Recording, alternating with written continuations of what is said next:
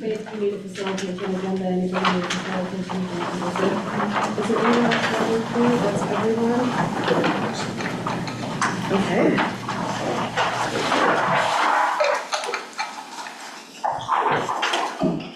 All right, so let's get started. Welcome everyone. Good evening. You are at the third convening of the Refinery Technical Working Group, also known as the RTWG.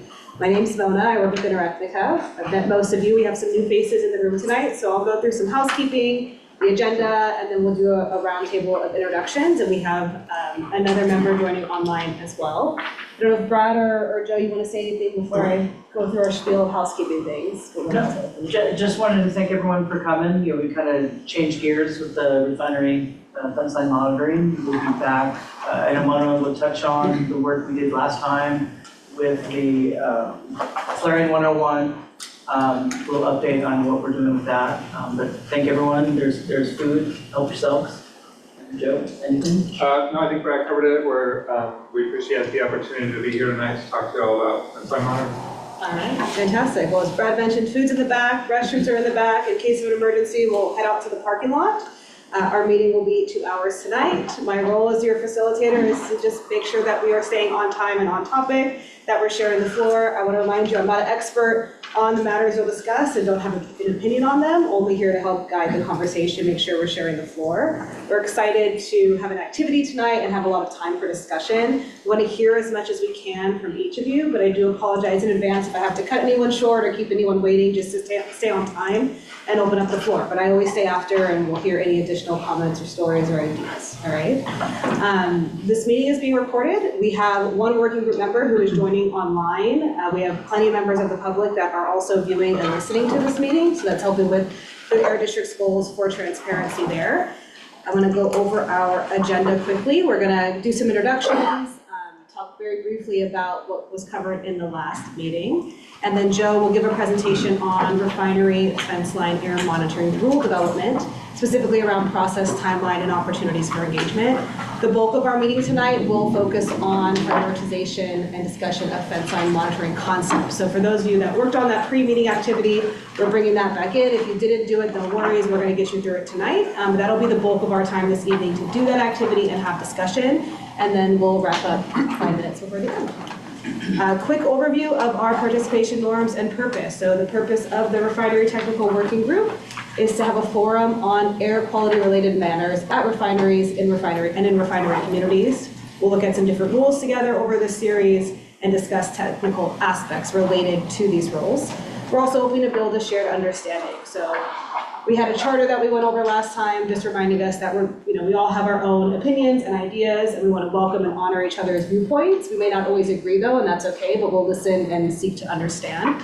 And with that, our participation norms, just raising these back up as a friendly reminder, we want to have a collaborative space here together. We want to respect all of our voices. Let's try to have one speaker at a time. Also want to remind us to speak loud enough so that the mics can pick you up for the folks listening online.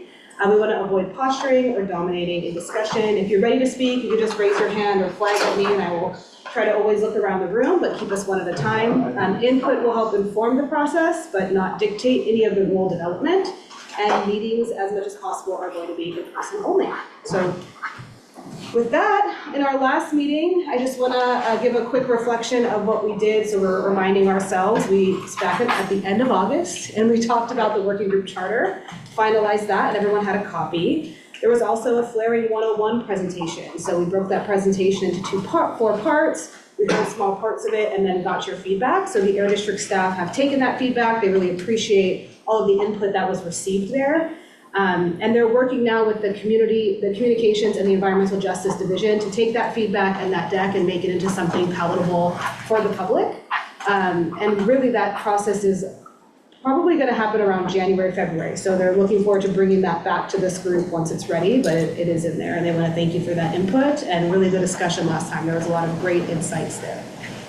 With that, before we jump into topics, let's do some intros. We'll go around the room and then make sure that we can hear folks online as well. I'm Joe Lapka with the Meteorology Measurement Division at the Air District. I'm Daniel Oliver with the Regulatory Development Division of the Air District. Brad Cole, also with the Regulatory Development Division. Dave Douglas, Regulatory Development. Kevin Buchanan with Westbrook. Chuck Leonard, Plumbers and Steam Fitters, Local 342. Jeff Kilbreath, I'm on the Richmond, San Pablo, North Richmond Community Steering Committee for AB 617. Taryn Goodwin with Valero. Hi everybody, Carrie Darren, she, her pronouns. I'm one of the community steering committee members with Jeff. As my name tag notes, my day job is with Community Service. Devin Mahafery of the Martinez Refining Company. Steve Harms, Phillips 66. Todd Osterberg, Chevron. Todd Osterberg, Chevron.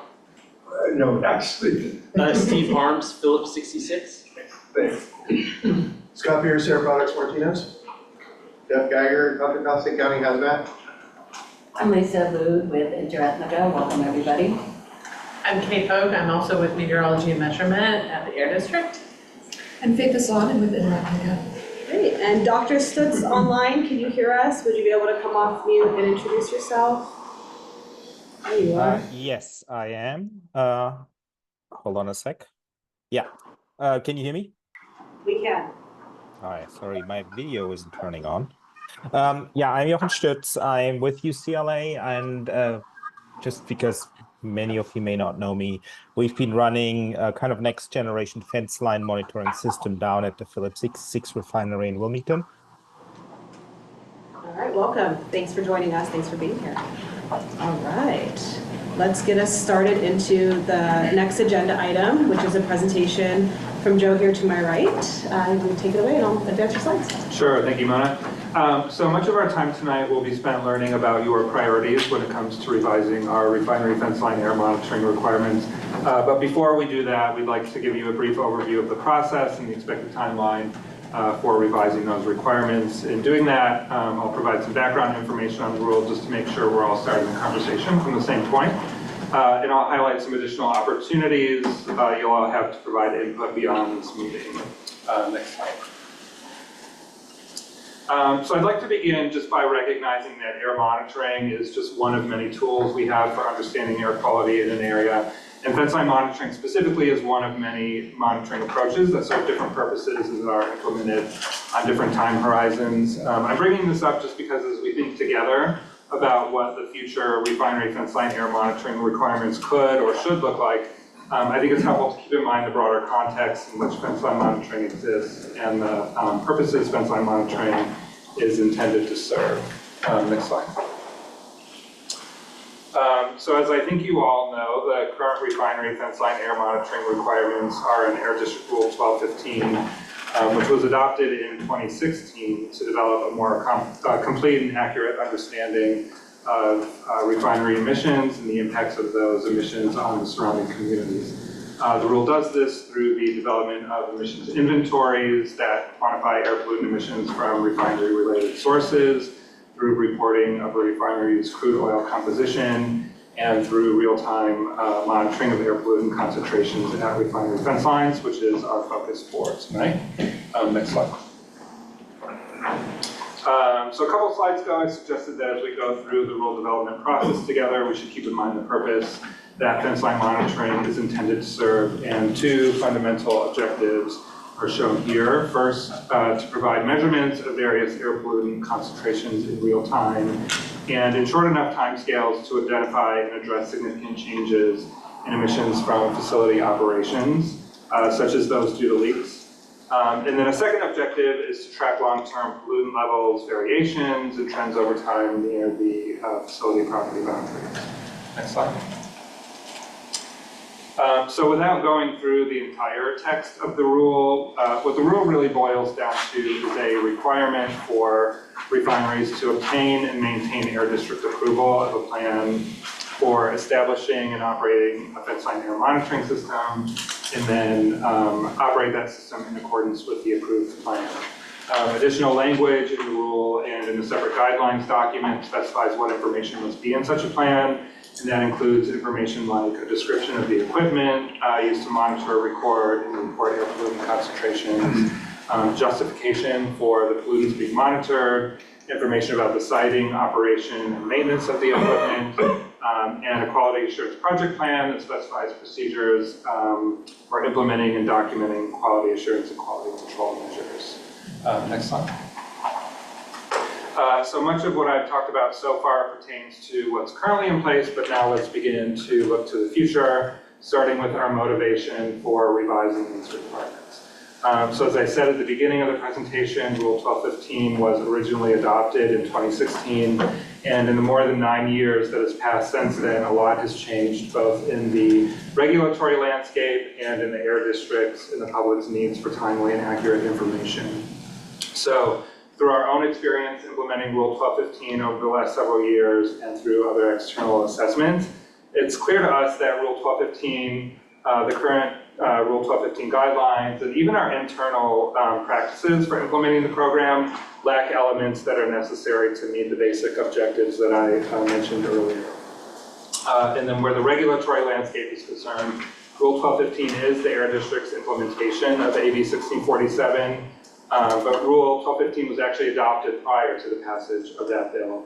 And then in more recent years, other models of improved refinery fence line monitoring programs have emerged, including SB 674 and rules adopted by the South Coast AQMD and San Joaquin Valley APCD that implement many of the features in 674. Was SB 674, was that the bill that the governor vetoed? That's correct. Okay, are you guys going to talk about how that's here, if he vetoed that bill? Or I think it's more of a curiosity issue. So we can, certainly discuss that. I think it's just, as I said, a model of, certainly what the legislature thought was appropriate for fence line monitoring requirements, to improve those requirements. In vetoing the bill, Governor Newsom did say that air districts already have the authority to, revise their fence line monitoring programs. So, we're simply putting this out as an example of other ideas that have been put forth that, our rule currently doesn't cover. Thank you.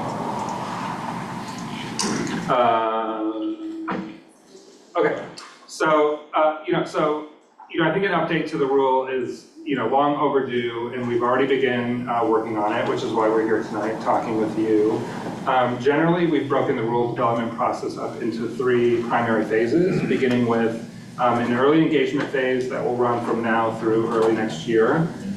During this period, we expect to have detailed discussions about concepts for the rule with a variety of stakeholder groups. And then in addition to that, we anticipate issuing some sort of notice or concept paper seeking written comments on rule concepts, which would allow any member of the public to provide input, even if they're unable to participate in the discussions that we're setting up.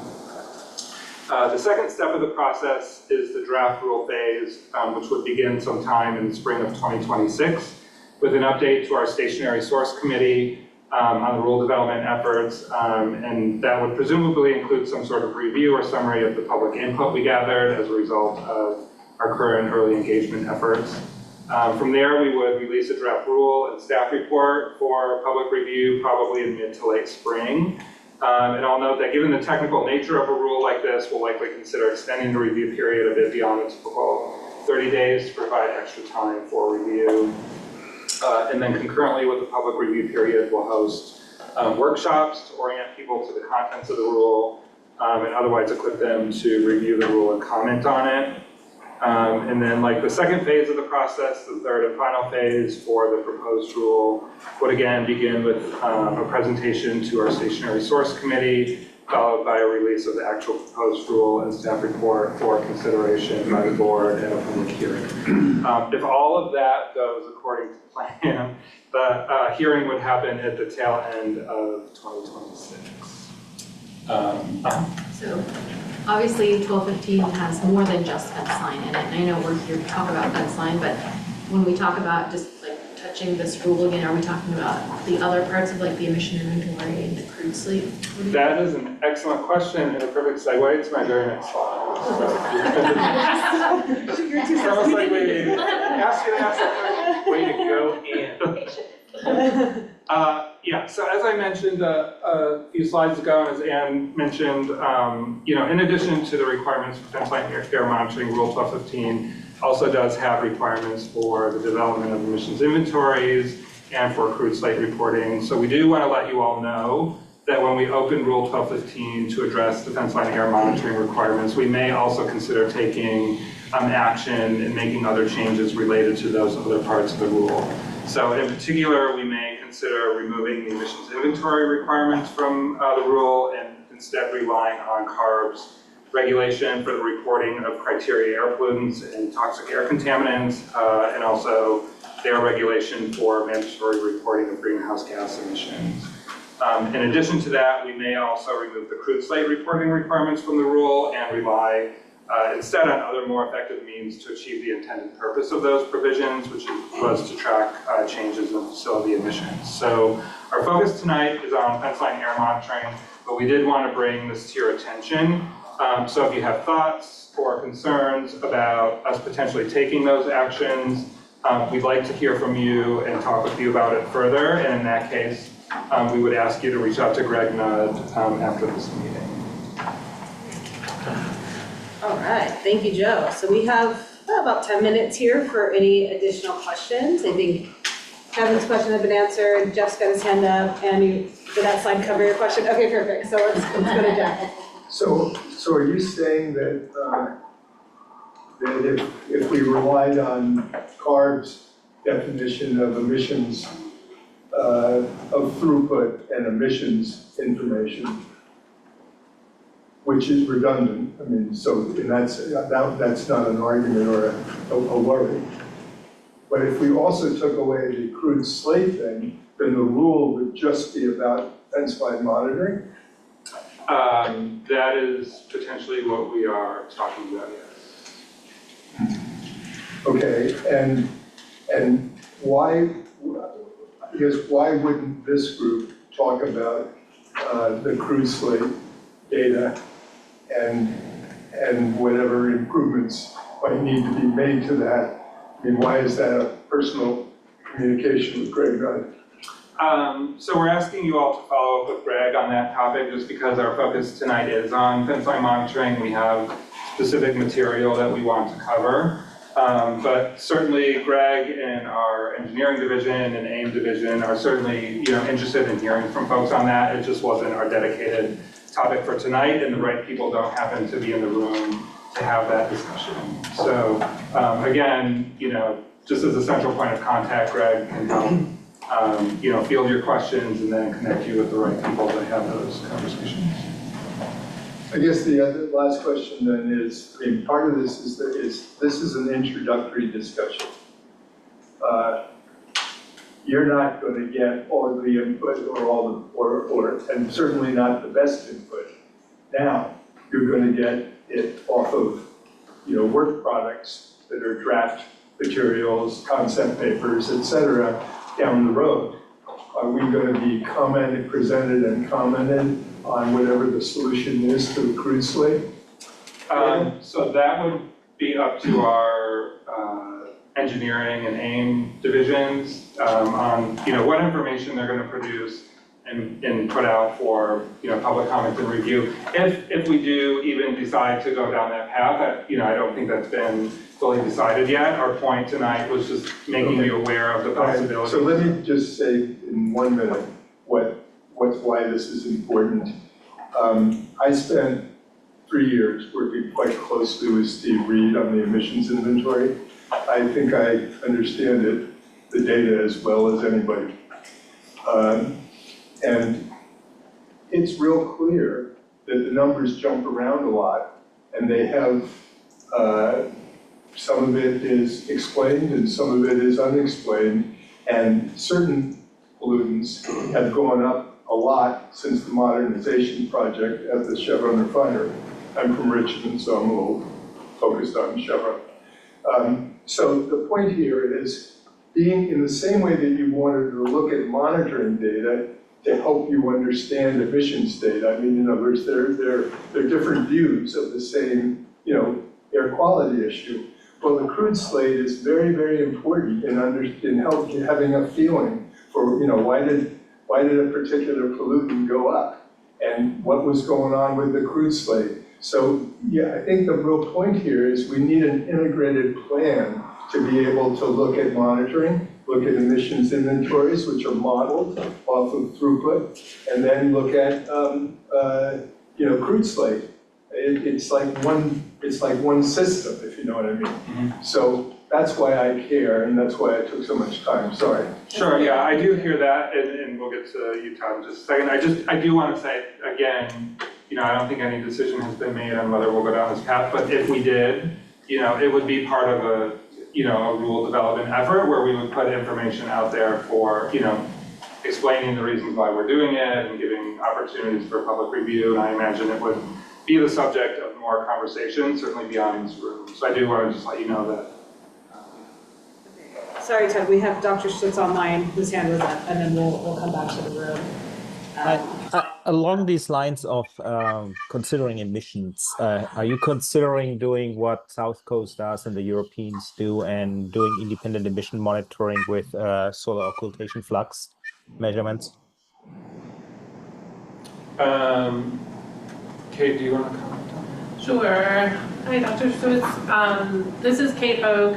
It's good to see you again. I think we're not to the point where we're talking about specific technologies yet, but I think that will be, kind of where we end up, and it's always kind of the same. It's like the different types of ways of getting at direct emissions, using a patchwork of different approaches for fugitive emissions, or the type of things that we're trying to characterize with fence line monitoring is definitely something we'll be discussing in more detail when we are releasing things like the concepts or draft rule information. Okay, thanks. And I think, was your question about technology or the operators? No, it's pretty difficult to do emission measurements, direct emission measurements with kind of the typical fence line monitoring. I mean, we haven't figured out how to do it, so that's why I'm asking if you're considering specific techniques that are beyond fence line for this. And I think, yes, I think there are a lot of things that the Air District employs to get a better picture of emissions beyond fence line measurements, even though we're only focused on that one piece of it tonight. At the beginning of the presentation, Joe talked a little bit about the objectives of this, and it is more about characterizing things that aren't characterized by those other forms of emissions measurements, including fugitives that are crossing at ground level into the community. Thank you for your patience, Tom. So back to the crude slate data. So the district has been looking at crude slate data for a decade now at 5 refineries. And my conversations with engineering is they have never conclusively shown that it has anything to do with emissions, ever, for any refinery. So there's a lot of data points out there. They've been looking at this quarterly data for a decade, and they have no conclusions. So I disagree that there's a connection between crude slate and emissions. Thank you. Thank you. All right, any other questions? All right, with perfect timing, then we are shifting to our next agenda item, which is the prioritization and discussion of the fence line monitoring topics and concepts, So I'm gonna hand it off to Joe to talk about the goals and the activity. And just wanna, before we jump in, remind us that if you did complete the pre-meeting activity, what you have in your envelope will include that. If you didn't, don't worry, we'll walk around the room and make sure we're able to still get you to the end point in the time we have. Okay, you can go. Okay. So for the rest of our time tonight, we would like to talk with you about potential concepts for the future refinery fence line air monitoring rule.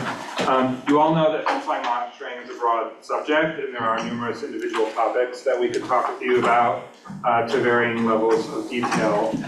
So given that, and given that after tonight, the attention of this group is going to turn back to flaring for the foreseeable future, we thought carefully about how to make the best use of our time with you tonight in this single 2-hour meeting.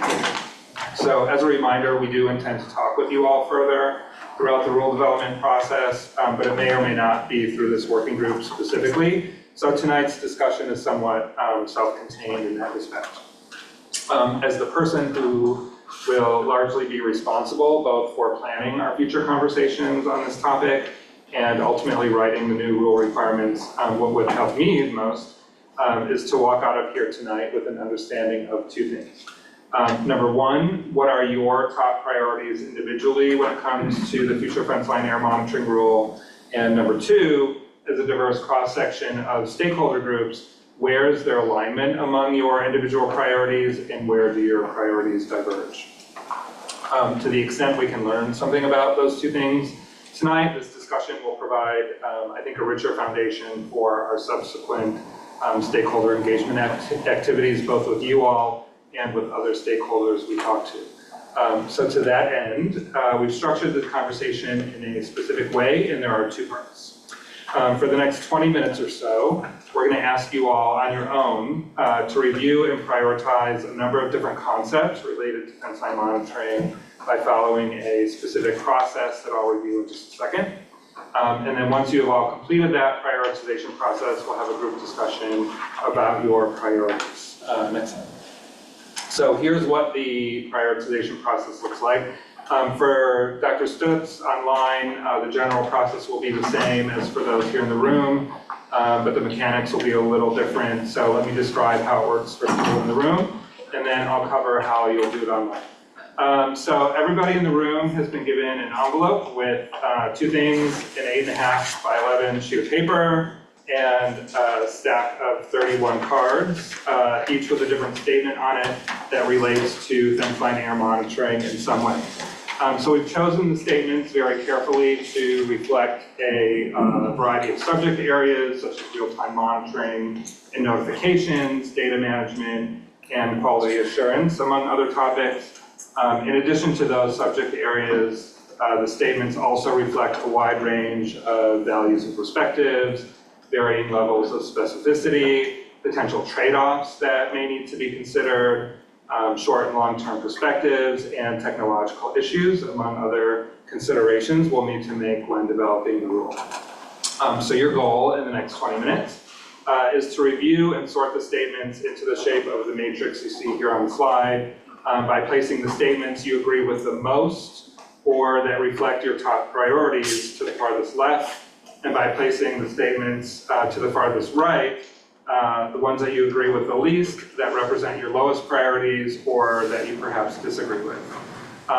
So if we just gave you all these statements and asked you to figure out how to rank them on your own, it could seem a little daunting, so we've broken it up into a 4-step process.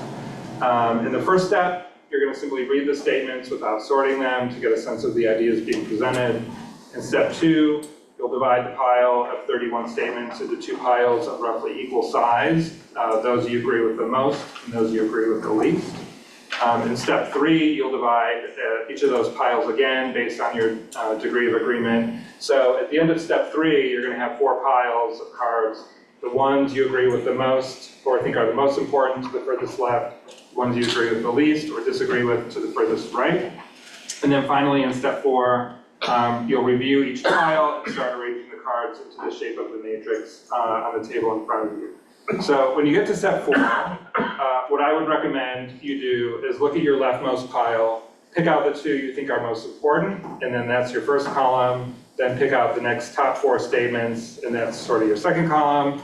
After you do that, I'd move over to the right side, do the same thing to pick out your bottom 2 and the next bottom 4. And then after you get both ends done, work on filling in the middle of the matrix.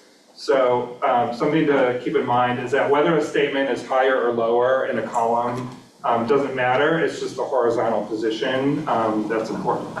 Does this all make sense in your How much time do we get to do this? 20 minutes. So the good news is, Mona mentioned before, prior to this meeting, we all sent you a pre-meeting questionnaire in the form of a Miro board or a Word document. If you completed that questionnaire, thank you for that. And the good news is you've already done steps 1 and 2.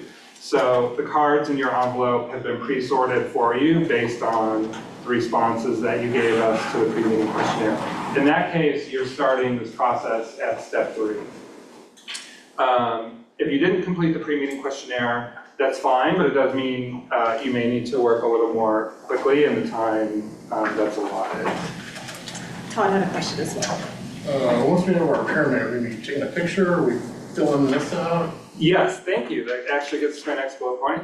So something I do want to note is that we do want to capture the data from your sorting of these cards. So note that each card has a number associated with the statement. So what we'd like you to do is take this paper, write your name on the top, write the number of the statement in the position where you put it in the pyramid, and then give me the sheet. Then after you're done, don't mess up your pyramid because you may want to refer to it when we have the discussion. Any other questions? And if you need pens or markers, whatever, we have those up here. And then for the folks online, so you're going to go through the same, Dr. Stutz, you're going to go through the same process to review, divide, and sort the statements, except that instead of using physical cards and arranging them on a table in front of you, you're going to be moving around virtual cards on an online whiteboard. So we've replicated that process in the Miro board, and you just need to worry about moving the cards around in front of you. And like everyone else, your cards have been pre-sorted based on your response to the questionnaire as well.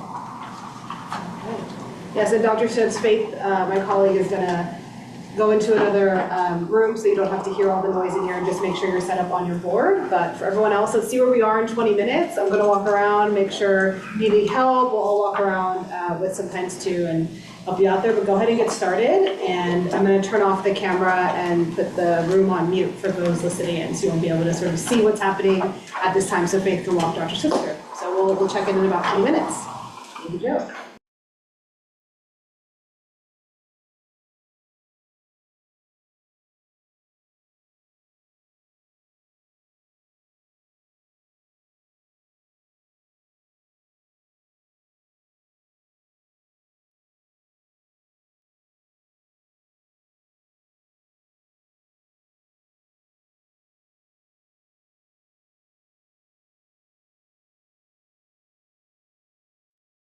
Hello, I'm here to support you if you need any help. It looks like you're already filling it out.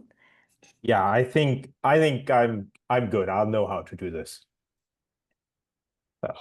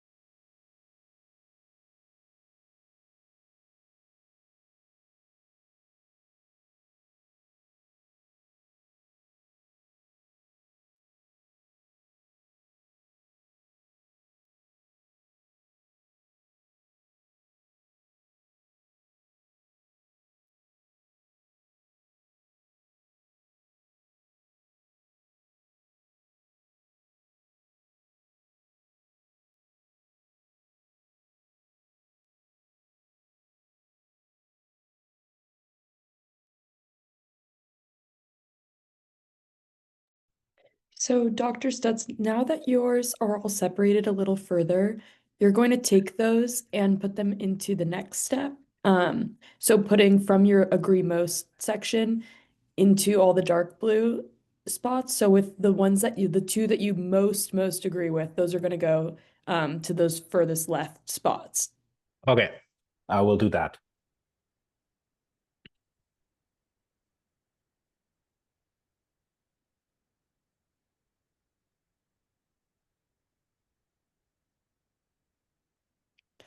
Oh, for some reason I couldn't hear you. Are you there?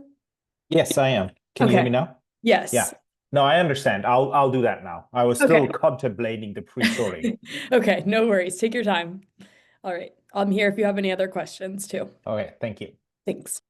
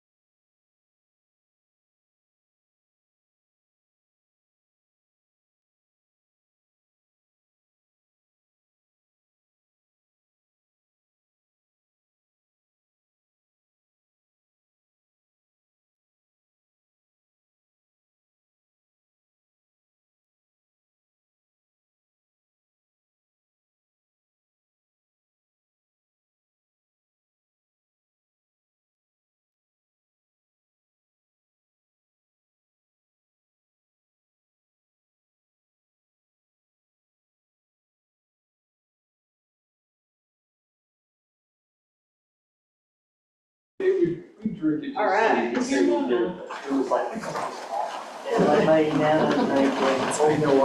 need to find the board anyway, give me 1 second. Did you Guys switch in the military lights? when they were I a did. couple days before. Dr. Stutz, can you hear us? Yes, I can. All right, perfect. So. So we appreciate the attention to this activity. Jeff's gonna finish up filling out his pyramid. You all have yours in front of you, and we have some questions to kick off our discussion. I've got a virtual whiteboard, so my colleague will add some notes and folks online can see and sort of document what we're saying here. But I hope that was somewhat fun. I saw some smiling faces, somewhat fun. I wanna first start with a couple questions about what you put on either ends of your pyramid. So what statements did you agree with the most or consider most important? These would be the things to your furthest left. You can use Who wants to jump in? Todd's ready. jump in. The two on the farthest left, I have, it's important for facilities to use reliable, accurate, field-proven monitoring methods and equipment. And then monitoring data are more reliable and trustworthy if the system uses automated checks to quickly identify and flag questionable. Okay, what numbers are those? So that is 3 and 2. 3 and 2. And how come those ended up furthest left for you? So for 3, these systems are operational at facilities. And so, for lack of a better word, it's not a good place to install science projects as operational systems. Now, we do demo systems all the time. Okay. But having them as operational systems and people are relying on this data, it's not good to have unproven systems. So that's why I picked 3. 2, for automated checks, you don't want to put out data that is either falsely high or falsely low. It doesn't help anyone. People get very concerned, they see this, you want this reading, it's like, oh, sorry, it's not a real reading. Or it should have been a reading and it's not there, everything's fine. Both of those are problems. So it's hard to hold that. All right, so you have 1 and 3, correct? Did anyone else 3 and have 2. 3 and 2, excuse me. Did anybody else have 3 or 2 on their furthest left? Okay, let's go Steve, and then Kevin, and then Devin. Let's see. Oh, yeah, I had 3 and 2, and for the same reasons really, but I would just say, Okay. 2 is, sometimes weather or power blips, not just on fence line things, but other monitoring equipment can cause readings to look erratic, and so that just leads to a lot of confusion and anxiety for a lot of people, so those are the same reasons. So it's 3 and 2 the same? Yep. All right, awesome, thank you. So I had 3, we kind of experienced this when we went into the laser monitors. It's not really, especially in a refining environment, it's not a good idea to use technology that's not really proven, especially considering the robustness it has. But for my second one, I had 22. I said to prevent misinformation, only verified and quality assured monitoring data should be released to the public. And it's kind of like what Kai was saying is you don't want to send something out that, some of these data systems are using computers to analyze the data. And so if you send out something that's abnormally low, that should be higher, then you can lose public trust because they're saying like, oh, they're putting out data that's artificially low. And then the opposite is just the opposite is if you put out data that's really high and it's not, it's a piece of data that's gonna get thrown out because it's like, oh, this has got flags all over it, which kind of mirrors the same side on my far right side, but I know we'll get to that. Yeah, okay. I just think you need, when data goes out to the public, you need to say, you know, we can stand behind that. All right, thank you. Devin, you had 3 and 2 the same? No, or 3 and 6. 3 and 6, okay, and how come? So 3, reliable, accurate, field proven, I think, that's a pretty good standard for all equipment. I think on the bottom line, like any equipment installed should meet that criteria to really be like trusted and used at facilities. And then 6, facility can strengthen its relationship with the community and demonstrate responsiveness by investigating the cause of emission events or releases. I mean, I think I'm sure every facility in here would agree that, any unusual emissions or odors or anything like that, we all investigate like immediately. That's a really high priority for us, so. Thank you, Devin. Roger Stutz, your hand is up. What did you have for this left? Well, I think we're all in agreement at number 3 that we need accurate data. I put okay, now I don't see, is that 5 or 15? Sorry, there's a window over this 5. Because in the end, the question is, how do you know the data is accurate? So there has to be some kind of an audit and ensuring that whatever instruments you install, whatever filters you apply, you end up with accurate data. Okay. Thank you. Anyone else want to share their furthest left, their top 2? So far we've heard 2, 3, 6, 22, and 5. What did other folks have? Jeff, what did you have for this left, your top 2? I was on the other side of it. I was thinking about the things that I was most worried about negatively. Okay. And so let me think about the other side. That's okay. We'll start with you when we get to the other side. Okay, because you're ready. Are there statements that you? I was gonna say, I can go. Yeah. 3 is important, but I had 2 others. 29, that real-time monitoring data should be displayed on a publicly accessible, easy to understand map, because of the purpose is to let the public click on there and easily see where the locations are and if it's coming from on-site or off-site. And then 13, facilities should be allowed to use a mix of monitoring technologies rather than being required to use a single method. And I think over the past couple of years, definitely different pollutants, different weather patterns, or just the geography at our different sites. It's really not a one-size-fits-all for monitoring. Okay.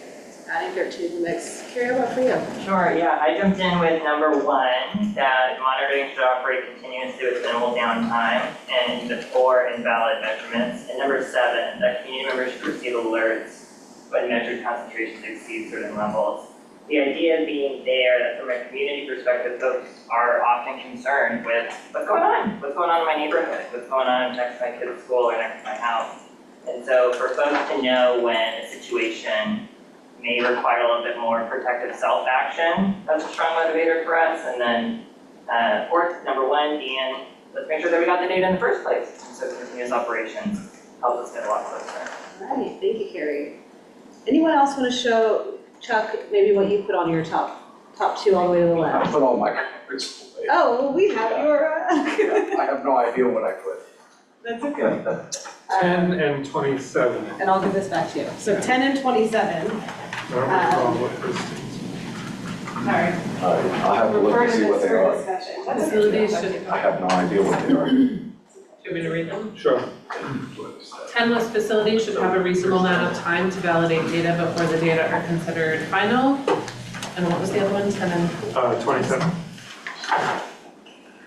27 was fence line air monitoring data would be more informative and useful if the data could be downloaded or accessed through other ways, such as an application programming interface or API.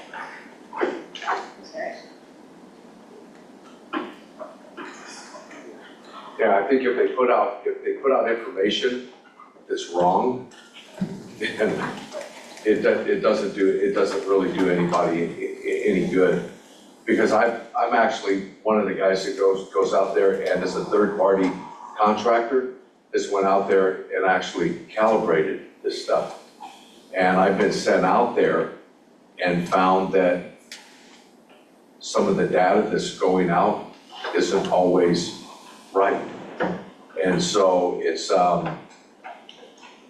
unfortunate that the facilities will pay a lot of money for this information, and it's not always, and that it's the information you're getting, it's not always correct. And fence line monitors should be more.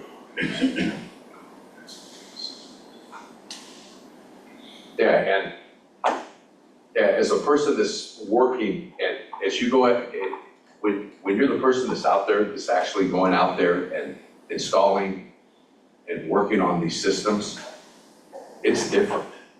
Because when you sit there and you buy it and you work on it, it's different when you're the person that's actually out there working on it and you see it and you touch it and you watch it work operationally. That's what I can tell you. As somebody that has installed it and walked up on it and went, this ain't working. Okay, And so my perspective's just a little different absolutely. than, you know, people that look at it theoretically or hypothetically. And yeah, I look at it more functionally because I've seen it like for real and it's different. Thank you, Chuck. All right, furthest left, does anybody else want to share what they had on their furthest left of their matrix, those top two? Okay, let's go to the other side of the matrix, the pyramid. What statements did you agree with the least or consider the least important? So we'll start with Jeff and then come to Jeff on my right and left. Mr. Kilbreth, did you have your your furthest right to, so your lowest? Yeah, well, there was some redundancy in these cars, and that was really difficult. And there's also some things missing in these cards, which is a maybe topic for a later discussion. But because of the operational issues that I completely understand and agree with, and the need to edit and to quality control, to quality check, and to also analyze. And what does this mean? You know, that can't be done right away. So what I ended up deciding to do was to put all of the alert cards all the way to the right, to the to least the right. degree. Sure. You know, because actually I don't think fence line monitoring should be feeding an immediate alert system. I think it's just, it's either going to disappoint people or it's going to freak them out, and it's not going to have the analysis or it's not a real-time thing. It's a database that allows us to better understand our pollution. And that's great, but it's got to get analyzed. And whether that's by the refinery or by BACMID, so for me, the whole idea of sending alerts to all the people in Richmond who might sign up for alerts. I mean, we have experience with this now. We get alerts about flaring events and everything's good. It's like, it's done absolutely nothing except create cynicism, because whether it's big or whether it's little, we get an alert that says no problem. So that's not good enough. We need to actually tell people what's happened. And that should be an event, like a flaring event, that is worthy of actually telling people, putting out an alert. And it gets into all sorts of other issues, which I don't think are the subject of this meeting, which is, okay, so you got 3,000 people in Richmond signed up for, real-time alerts, and you've got a particular problem at Sims Metals in one neighborhood of the city.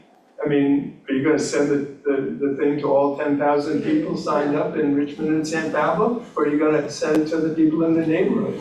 You know, I mean, there's a lot of things about alerts that need to be thought through in terms of community impact but most of all in terms of getting actual good information to people. Yeah. And it's not a real-time thing. Can I ask if, you know, I heard you just say there are things we need to think through. Do you think there's a point where we could think through them enough and iron those issues out that would be a useful tool, or do you think it's just? I would really be surprised if we could analyze the data quickly enough and be sure of ourselves well enough to actually send out an alert that was timely. You know, I mean, I think it's part of continuous improvement and data. There's two values to the monitoring data. It tells us about spikes, and that's important as a public health matter, but we have to be very careful and be sure we know what we're talking about, you know, like, you know, hourly emissions at a flare, in a big flaring event, you know, that needs to be done, but is that real time, or is that more like an event? Can I chime in here? Yeah. Because you may want to talk to Phillips 66 down in the Bay Area, in South Coast. They're basically, every time we detect something, go out and fix it. There hasn't been a false detect in 5.5 years. It's basically become a tool for the refinery to manage their facility. We even use it as a tool for process control at this point. So I would disagree that the system cannot provide alerts. They can absolutely provide alerts if this is well done. And we have proven this, and we've run it for 5.5 years, and it works just fine. I'm sorry, I took alerts to mean to the public. Yes, and that includes alerts to the public, but also to the facility. And I think Backwood and the refineries should be talking to each other and should be analyzing these alerts in as quickly as possible. Yeah. But that's not the same thing as telling the public. Dr. Stutz, thank you for that additional context. I want to bring us back to our activity because I know we also have Jeff from the county who's ready to share. But I wanted to follow up, were you able to find two statements that you did put furthest to the right? 19 and 7 were the two that I noted that all of the alert ones were sort of to the right. Jeff, on my left. What did you have furthest right? Just for least important was 28, cutting edge technology should be encouraged even if it's not widely available, and I think that's just really you want something reliable, not something that's untested, untrue, like mentioned, you know, they test a lot of systems all the time to see if they can improve. I really don't think that's kind of the regulation's job to prescribe. And then the other thing just was number 31, to promote transparency and accountability across the entire refinery supply chain. I think that's just beyond the scope of what we're doing here. And I think that creates, likely would create an undue burden for, you know, smaller support groups and companies, and so that's why I put that in there. Okay, so you're 19 and 17, 28 and 31. Anyone have similar ones all the way to the right? Kevin, you did? Which ones? So I kind of agree with the gentleman from Richmond here that on the whole alert thing, I think if you're going to send out an alert, it needs to be accurate so that when you're alerting people, you're not scared. So I had 28, cutting edge technology should be encouraged even if it's not yet widely available or adopted. I mean, that's just a disaster. So I think that's an obvious one. But I also had 19. It said real-time fence line air monitoring data should be made publicly available within minutes after measurements are collected, even if some quality checks are pending. And I think that kind of goes back to your point, is you want to make sure that if there's a problem, that the data says, yeah, there's a problem, so that people don't get, you don't want to say, oops, mea culpa, we had a data glitch and it's not a problem, and then you freak out about one for no reason. Yeah, all right. Do you think that's true if there are different levels of quality checks that happen over time? So, right now, some checks are done automatically, sort of in real time as the data come in. And currently data are posted within 10 minutes of collection, but, there's a more thorough quarterly data review process, to arrive at final data. So do you think that alleviates some of those concerns if there are interim checks, or are you talking about not putting data out potentially, until it's really considered final?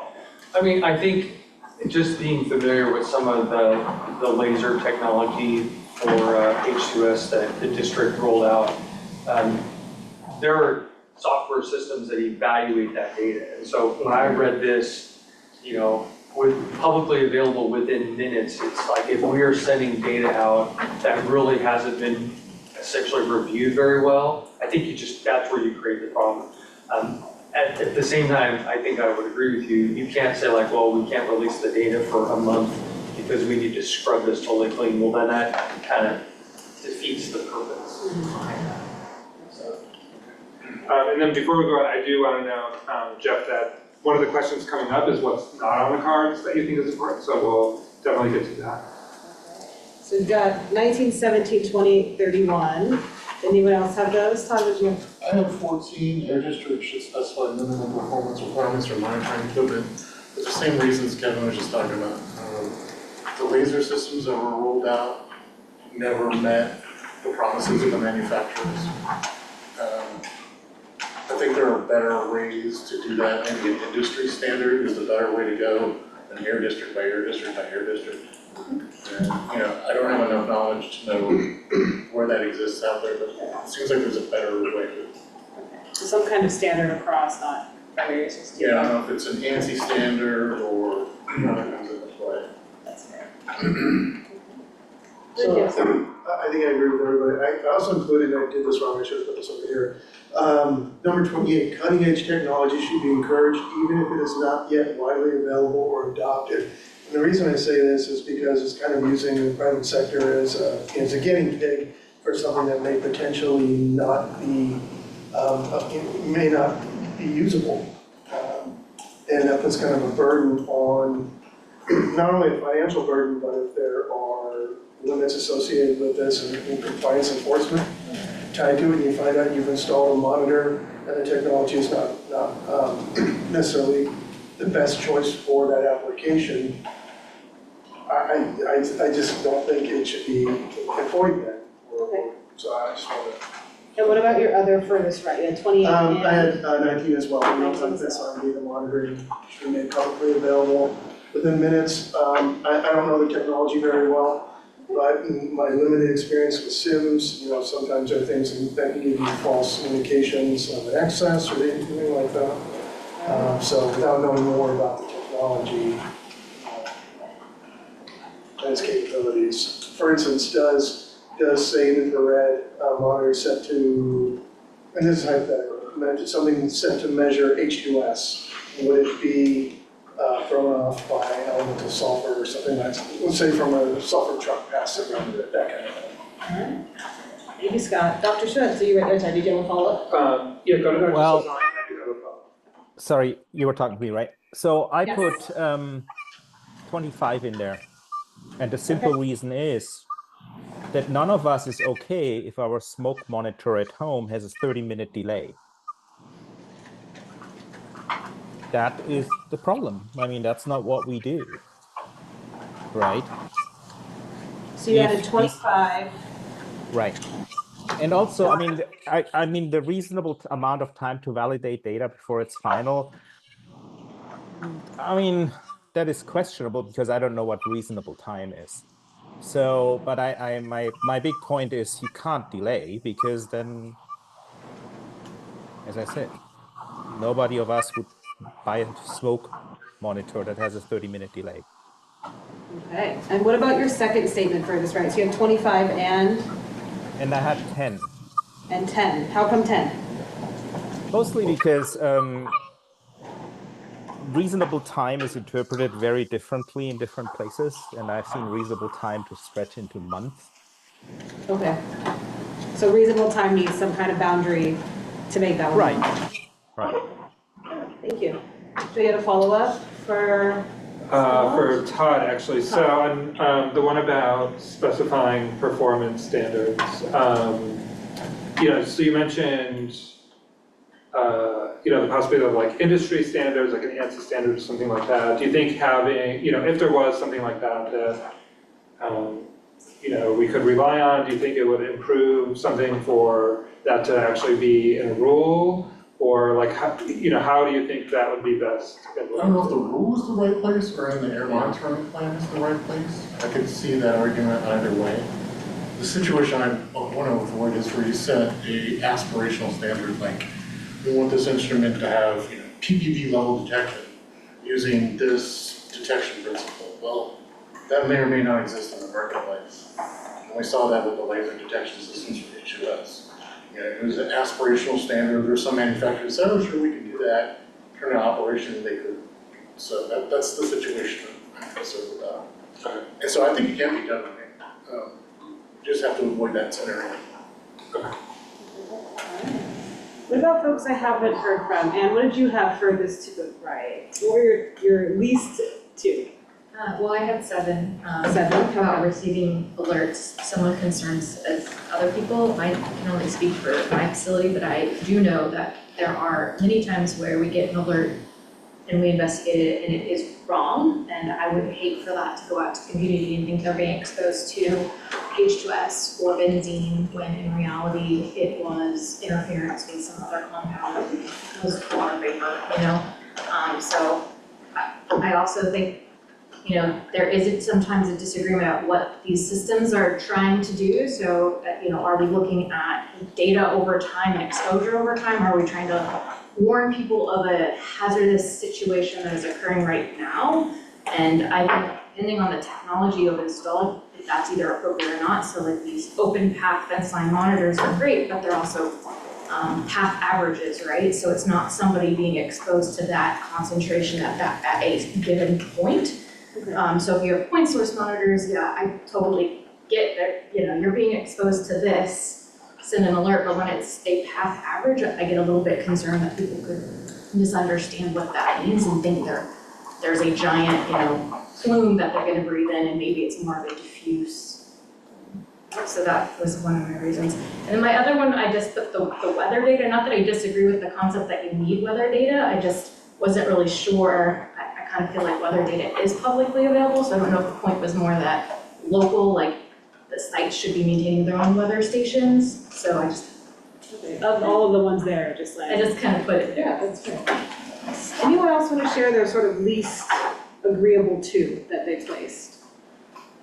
If everyone's done, I just have a comment. Go for it. So regarding the flaring, so remember, you have to remember the purpose of a flare. It is to destroy compounds and disperse them. So if you're detecting them with a fence line monitor, that's a very significant problem, because that means the flare's not doing what it's supposed to do, which is to destroy emissions. So I just want to point that out, just because you're not seeing a blip on a fence line monitor, that means the flare's doing what it's supposed to do. So that's what you should be seeing. Thank you. I'll just offer one item to discussion. I was thinking about number 20 here, eliminating redundant monitoring requirements being a reasonable step. Hearing tonight's discussion about how the methods, including the ones that we may rely on most, according to some, end up not being trustworthy. I mean, I hear Dr. Stead saying to the contrary, and I'm excited to learn more about the South Coast example. But to hear that if the technologies that we frequently rely upon might not be as accurate as we hope them to be or hold them out to be, then I think all the more data that can be collected helps put together more of the complete picture. So that's where number 20 over there on the least agree. All right, thank you. I want to hear now about any statements that you ranked lower, even though you consider them important. So like you maybe struggled with them a little bit. And you're like, oh, this is my last spot that I have and it's gonna go more towards the left, or what influenced sort of those things that are closer to the left, but not all, sorry, to the right, but not all the way there. What were some of those statements? And maybe it could be either any that you struggled with and where to place them. And just for context, so, this gets kind of to the issue that Anne was mentioning with the weather data. It's sort of like, this kind of just don't know quite where this fits in, so it fits over there. So what we're trying to get at with this question is like, this is a sort of a forced ranking where you had to, choose among them. And what we're trying to get at is, because of the forced ranking process, did you shove some lower that you still think are important for us to, think about? I think there's a lot of these that I feel like are already done, so they were kind of awkward to try to find a placement for. So I don't know if those are important to talk about, to maybe not focus on or ask ourselves if we're doing them the right way. Like, we all have maps of our facilities. We do provide, our quarterly reports to the district. I mean, the district has all of our plans and procedures. We don't post them on our website, but, is that something that could go on your Fenceline portal and knock this item out? So those are some of my thoughts. Thank you. Dr. Schutz, hand is up. Do you have one that you grappled with? Yeah, so there's a bunch of these cards that I really struggled with. For example, doing QA, QC and not reporting wrong data, I'm all for that. The problem is, if this is not done right, which is the situation right now, a lot of the data that never gets reported, right? So the issue isn't whether it should be done. The issue is it has to be done correctly. And there's a lot of statements in here that I would support if done correctly, but are not done correctly right now, and therefore provide a reason for not reporting data. Okay. Thank you. Do you have a couple of specific ones that you think fall into that category? Yeah. That would be great to do if done correctly. Like, do you have the numbers? You mean what's not done? For example, filtering for fast changes, which is kind of something that dates back 40, 50 years in old quality assurance plans that shouldn't apply. So data are filtered that shouldn't be filtered right now, and that needs to be looked at very carefully. Mm-hmm. Okay. What else? Anyone else have ones that they struggled with or felt like they landed maybe further to the right than you would have liked? Good. I know for a lot of the alert ones, I was a little struggling to decide where to put them, because I know, at least from my side, I think all the other refineries except for Valero are in Contra Costa County, and so I know we already have a county warning system, which is used if anything's, if there's any sort of release that the public would need to be made aware of. That's used, pretty regularly. It's used for any flaring event, anything like that. I think even odors that don't really affect, anything that much. If there's confirmed odors offsite, even then we'd send out an alert to people. So, like, an alert system already exists. If we need to notify the public or for people to sign up for that. Thank you. I'm gonna keep us moving. There's something else. All right. I'm gonna skip our next question for now to make sure we get to some of the others. Skip this one too, yeah. Are there any statements that might be hard to implement in practice, in your opinion? So maybe we've heard a little bit about, like, well, if it's more accurate, that seems right, but maybe not right now, it's not implemented correctly. Were there other statements that you were grappling with or saw and said, well, that's nice, but it would be too hard to implement, perhaps?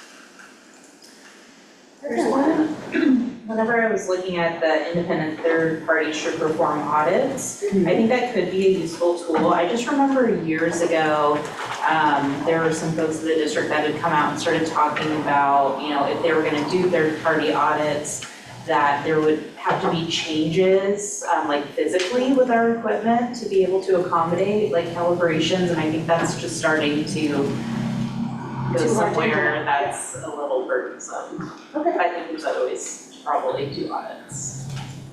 That's an example. Do you mean changes, and if you don't know all the details, it's fine, but I'm just wondering, like, were the changes like to be able to do the audit, or changes potentially in response to an audit? Changes to be able to do the audit. Did you have a follow-up too? Yeah, I was gonna say, I think those were more like performance audits. Yeah. So like, Oh, yeah, then the system's audit. So an example would be like if you have a unit that you need to stick a calibration cell in, and it's not set up for one, that would be a problem. Okay. Or you can't get something like NIST traceable gas for that, that's also a big problem.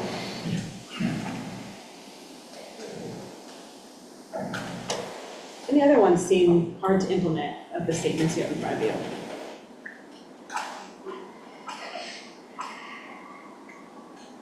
I don't know if we need to go back to it because we talked about it a lot, but I'm hearing that, there's potentially concerns about that with regard to alerts. Yeah. Could be difficult to, Difficulty in light of like how fast does it need to be out, but it needs to be accurate, but not wait too long. I think we also heard from Dr. Stutz about like what does reasonable time look like? You're off mute, Dr. Stutz. Did you have something you want to add? Did I miss your hand? Or I apologize if I did. Sorry, were you? Yeah, did you have something? I saw you came off mute, but I didn't see a hand, so I just Oh wanted to no, make sure. I just never went back on mute. Sorry. Okay, that's okay. Todd, did you have your hand up again? Did I miss it? Yeah, I was gonna say, the other issue with alerts is that if you get an alert saying from the refinery, you tend to think the source is the refinery. That may be misleading, and so you may be looking over here when the issue's over there. Okay. So, Yeah.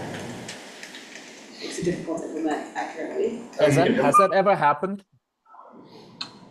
I think fairly often. And we have wind direction data. So if you pull up the maps on our fence line websites, you can see the real-time monitoring data. You can also see the wind rows showing where the wind is coming from. And quite often we'll get alerts from offsite. H2S is super common. Yeah, H2S Actually, more alerts for H2S come from offsite sources than from the refinery. Yeah, I would agree with that. We've never seen this. But There's a maybe we're different not issue. close enough. That's why I'm asking. I mean, it would be interesting to see something like that because it doesn't seem to happen. Not that I'm aware in South Coast. And did you have other examples of that happening too? Just the same, I mean, H2S, we also see SO2 that's clearly coming from offsite when we are clearly downwind. I think we more on our old max, you see benzene, we see benzene that's not coming from our site where we share a fence line. So it definitely. Okay, yeah. Yeah, I'll take my statement back. H2S has been seen. That was the canal in South Coast. But every single refinery, every single monitor went off. So it was very clear it wasn't from the refineries at that point. So. I think it also depends on the pollutant, so H2S, suspension, also PM, if you look at the PM data, like from a BAM 1020, you can see traffic. Every day it's like, all right, here in the morning, and then it drops off. So that's what you're seeing. So if you start sending out alerts, every morning you're gonna get an alert at 7 a.m. and every evening about 3 p.m. So. It's actually a question for the group, but this is really helpful, Todd, to hear that, for example, that descriptor of cause and measured effect, right, even if separate from a facility. So I'm wondering if there are other examples that people might be able to offer, just for the group's knowledge, other sources of H2S, so we're talking benzene or PM. So I'm just curious to learn from the group what some of those might be, more of those might be rather. So at H2S, there's a number of them. The leading culprits are things like sewage treatment plants. If there's a wetland nearby, because a lot of H2S comes from decomposing organic matter, certainly landfills will have that. So those are the big ones. There's other small ones. Wildfires. Yeah, all of those for H2S. The SO2, I mean, there's other industry that has stacks near us, and so if they're have SO2 released and they're, upwind at the right wind speeds, obviously our fence line picks them up and doesn't know where it's coming from. I can't speak to benzene, I didn't do the investigation, just know it didn't come. For wildfires, suggest comment benzene also, or benzene numbers will spike. Yeah, but I mean, that is easily solvable. Wildfires are easily detected. But I mean, for example, for benzene, I would not be aware of sources that are not related to petrochemical industry because really nothing has benzene anymore. And the background levels are like 40 times lower than the alert level. So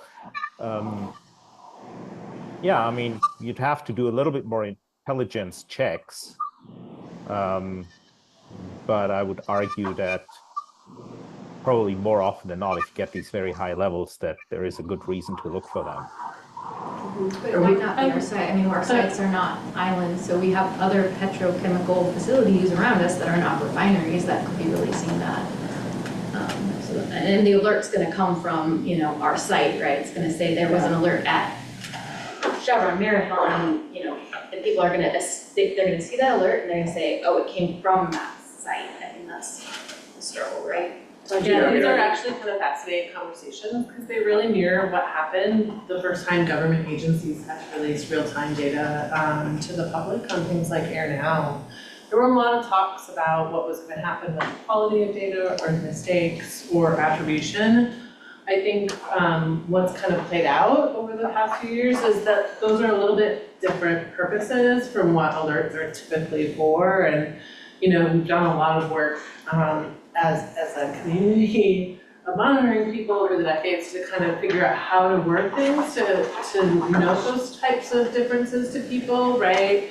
And I think the purpose to me of something like making the data available or alerts is more about, you know, letting people know what conditions they're experiencing more than attribution. And, you know, I think it could be a tool for you to check whether or not it's from your facility, but a lot of these cases are fairly obvious or picked up by other monitors as well, defense science monitors, for example, at the sewage treatment plant or other things. So I think those are differences, and it could be language, but it's definitely things to consider whenever you're releasing real-time information to the public, and those questions do come up and they need to be fielded.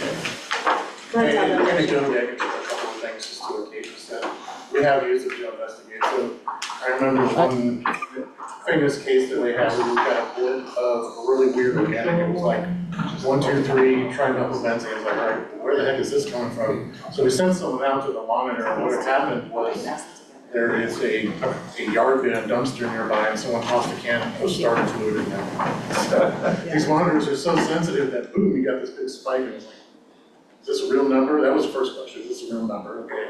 Which direction is the wind blowing? Those are the questions you start asking. And the same thing has happened for benzene.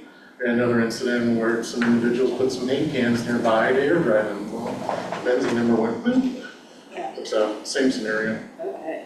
We have 15 minutes left together, so I don't want to cut off a robust discussion, but we have a few more questions that we do want to open up to the floor. I'm going to ask both of these, so feel free to answer towards either. One is, you know, when thinking about a new fence line air monitoring rule, are there important concepts or ideas that are not reflected in the statements you read? So Jeff, I know you've got some things to add here. What are they and why are they important to you? And in addition to that, are there procedural or logistical issues that the Air District should consider in order to make implementation of the refinery fence line air monitoring rule more practical? So what's missing and what needs to be considered to make things more practical? If you have input on either of those, I'd love to hear it. Jeff, I know you have ideas about what's missing. Do you want to share those? We'll start there. Okay. This is a great discussion on practicality and stuff. So I think that's terrific. So the things that we didn't talk about and that weren't in the cards, as it were, you know, I think three things are very important to me. So the first one is, what are we monitoring and why are we monitoring it? I look at the emissions data, I look at the health risk data, and it seems quite obvious to me that there's, depending on, you know, your personal assessment, it's 10 or 12 particular pollutants that are responsible for the fact that Richmond has 3/4 of the city is 90%, you know, in the top 10% of California for asthma. And similarly, there are a handful, a smaller handful, that are clearly whatever cancer risk we have, which is dramatically less than our chronic health respiratory risk. So, I want to know whether there's any value in simplifying our mission, focusing on the top 10 pollutants and doing them really well. And if 2 of them can't be measured well, well then let's still stay focused on the 8 that can be measured really well. You know what I mean? I go to the fence line monitoring sites and I see, all sorts of airspace and oxygen being occupied by measuring a flat line on toluene. Toluene's not one of the 10. It's just something that we've always measured. And maybe it was easy to measure, maybe it was cancer risk, but whatever, it's not important. So that wasn't in the cards, to actually talk and decide what's worth monitoring. The second thing is, one last thing about practicality, this whole conversation that we had was so good, is I think you sort of need 2 models. One is monitoring for the community and public education, and monitoring for collaboration between the air district, the sources, the stationary sources, and the scientists. I mean, I think that the needs are different, and we should not mix them up. This was very much a mixed up conversation. Okay, so hang on one sec, I got it quick. And so the second thing is about being is that the real critical value of the monitoring, I think, is to catch spikes and to then be able to analyze spikes, and then to do either internal to the refineries, 2 things, or public education and information after we're sure we know what we're talking about. Spikes should be the focus of things, and we should talk about it like the reason we do monitoring is for spikes, because that's the public health concern. Right now, a lot of people in Richmond think that the Air District is doing a lot of work on monitoring so that they can know how much, what the emissions are, or how much pollution there is. That's not how we do it. We have a modeling department, and we work closely with the refineries, and we model the emissions, and we create a very sophisticated understanding of the actual pollutants that come out of the stacks, out of the refining process. It's not being done by fence line monitors. So if the purpose of fence line monitoring and community monitoring is spike analysis, we should change our language and our focus and define what spikes we're concerned about. What are the goals of, what are we trying to protect ourselves from? What are spikes that would be unhealthy? Same thing as with flaring. Everybody thinks flaring is contributing to our total pollution burden. It's not true. Flaring there may be a public health problem with flaring, but it's about the spike, not about, like the small extra contribution to the total annual emissions. Can I ask you to elaborate a little bit? So, I hear you're interested in knowing, if spikes occur, what are we being exposed to? What is the connection you see between knowing about spikes that are measured and, going back to the alerts? Do you think there's any sort of connection there, between that, or how do I reconcile those two? I think someone said it earlier, I think it was you who said the point would be, it's okay to tell people a week later that something happened, and this is what happened, and this is why it happened, and this is why we're concerned about it, we're on it. That's okay, and it's a lot better than telling them that, sulfuric acid, hydrochloric acid spiked to something for 2 minutes. I mean, they don't know what to do with that. So you need to manage, how you use these events to educate people. So is that an answer? Yeah, thanks. Can I chime in here? Because I think there's a general, I don't know, misunderstanding in this. I think one of the main purposes of fence line is to tell a facility that something is wrong. So if a facility says, we fill up our tanks, the headspace with butane. So we want to monitor for butane to see if one of our tanks is leaking. I think the district should take that seriously because a facility wants to make sure everything's operating correctly. So only focusing on gases that have a measurable health effect or a health effect has been determined, which is a very different story. I don't even know if that is the main focus. The main focus is to provide information of something happens. Now, when we talk about spiking, what I see is spikes happen when equipment malfunctions in facilities. I can show you data of a refinery for 2 months, nothing happens. It's all baseline on the fence line. And then 1 minute to the next, there we go, something malfunctions. And I think if we want to reduce emissions and exposures of communities, then that is one of the main goals, is to reduce time between detections and repairs and therefore reduce emissions. The other thing I wanted to mention here is that in the end, the people who really are interested in this is the communities.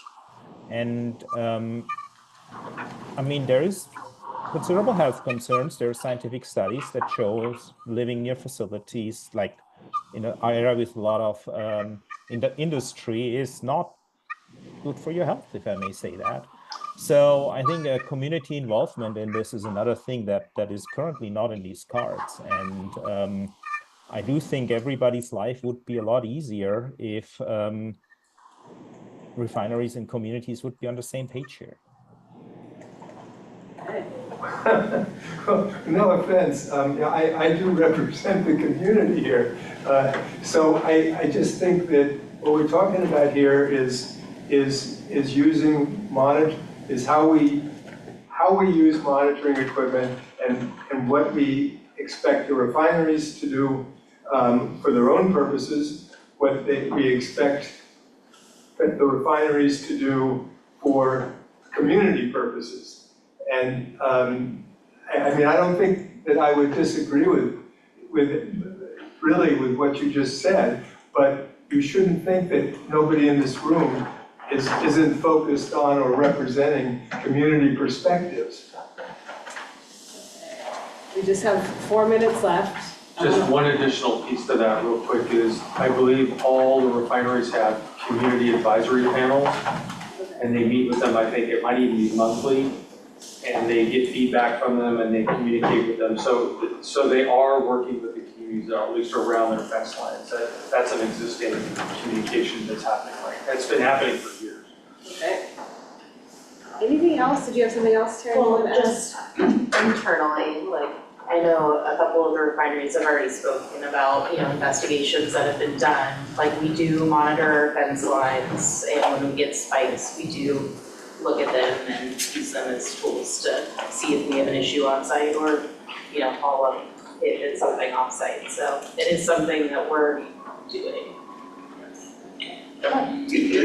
Just back to the question of what is or isn't monitored, there is a very robust analysis we do in the Air District on what goes into our monitoring plan, what doesn't, and why.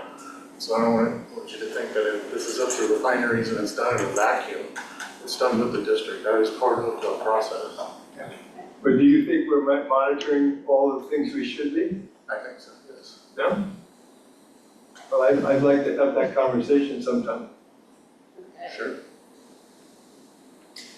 I'm gonna go through our last few slides really quick, just so that I get us out of here on time as promised, which is really just let you know that December, it's okay, I'll have it open. December would be our, every other month meeting time, but the end of December is holidays, so we're gonna push out our next meeting to January, likely in that third week of January, but you'll get a follow-up from us with the actual date and time soon. And the topic of that meeting will be flare rule amendment concept. So of course, we'll get you materials in advance as much as possible. If there's any pre-work, you'll be hearing from us. but want to make sure we made that announcement here. We do have just 2 minutes. If you have any additional questions for Joe or Kate or the Air District team. Any additional questions? I have a comment. Yes, Jeff. I would say, you know, as a worker that's spent over 30 years working inside the units, I'm confident of the fence line monitoring because what happens in the fence line is nothing compared to what happens in the units.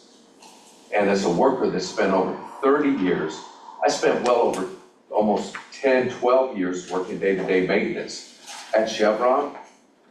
So believe me, whatever goes out in the community is 10 times worse in the units. And so whatever you think you're smelling out there, we're smelling it. We're walking monitors inside those units. And so I would say that the refineries care and they do the best they can for the workers because operations sit and they walk around. We work in it day in and day out. So we really do appreciate the efforts. And I've worked in all 5 refineries in the Bay Area.